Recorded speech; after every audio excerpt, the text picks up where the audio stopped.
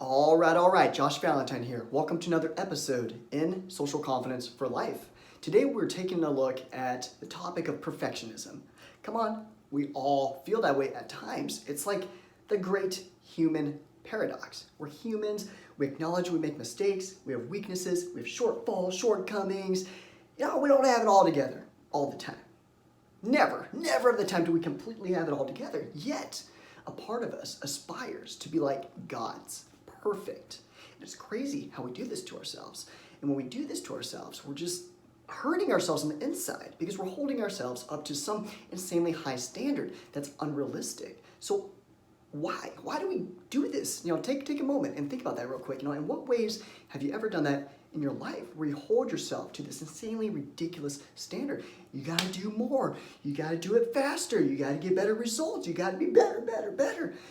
And then all the while, we're hurting ourselves. We're beating ourselves up because we're saying, you're not there yet, you're not there yet, you're not there yet. It's like, realistically, it's exactly like if you're to take what you're doing on the inside to the outside and apply it to the analogy of running a race. It's like your part of yourself is saying, go, run faster, while another part of yourself is holding yourself back. So you're not even moving. In fact, it's like you're running backwards. Go faster, but you're running backwards. And running backwards, that represents beating yourself up for not being better, for not getting results faster. Because think about it. You're not growing when you're perfectionistic. You're not growing any better as a human being. And it's okay if you've been doing that. I've done that, being stuck in depression, anxiety for over a decade of my life. That's what I did all the time. Just sitting there at any random time and thinking to myself, freaking hate myself. I can't do this.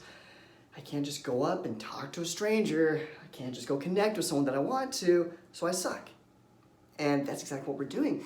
When we're telling ourselves we suck because we can't do whatever it is that we're trying to do, because we're not perfect, we can't achieve it. And so what we want to do is bring ourselves back to reality. When we're seeing through the lens of, I need this, I need that, I need it, and I need it now. We're not logical anymore. We're hijacked. We're emotionally hijacked. So what we have to do is remind ourselves, write this down on paper. What I really need to do, what actually serves me, is to relax. Stop demanding so much of myself. Stop putting myself through so much pressure. What is one small step that I can take toward more liberation, more freedom to express myself however I want to feel more confident, more engaging, more connected to people? Because the alternative, what I'm doing of demanding more of myself, that's not working. I only feel worse.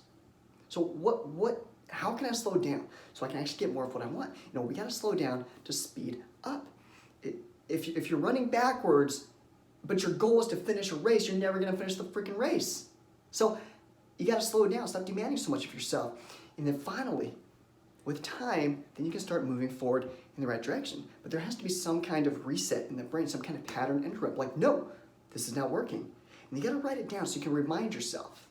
Set up reminders on your phone, write it down in your notes section, review it frequently. Remind yourself that the way forward is to take small, consistent steps, not to take these giant leaps, because that's over-demanding ourselves. And you can be humble and acknowledge that it's not working in your life. To remind yourself, obviously it doesn't work. So your challenge is to consider ways that you can slow down so that you can actually speed up and make progress. In what ways can you lower your godlike, unrealistic, overly demanding expectations of yourself? And in what ways can you remind yourself to keep taking those daily steps forward? Awesome, excellent work. Apply this immediately and consistently for best results. And if you haven't already done so, click the link below, download my free copy of my ebook, 5 Steps to Break the Anxiety Barrier. And until we speak again, you were born to be real, not to be perfect. That's why I say that all the time. It's my little catchphrase. So go out there, be who you are. I'll catch you soon.